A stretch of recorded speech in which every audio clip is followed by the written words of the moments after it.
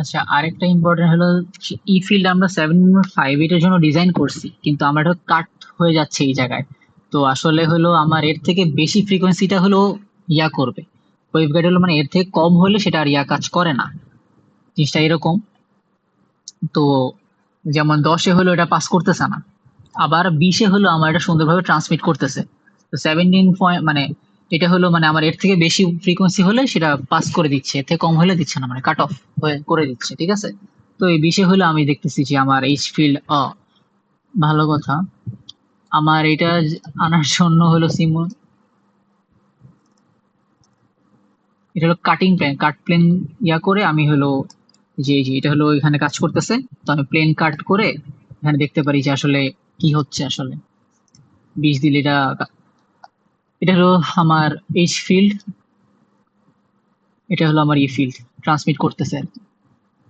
এই তো 1 1 মোড ডান।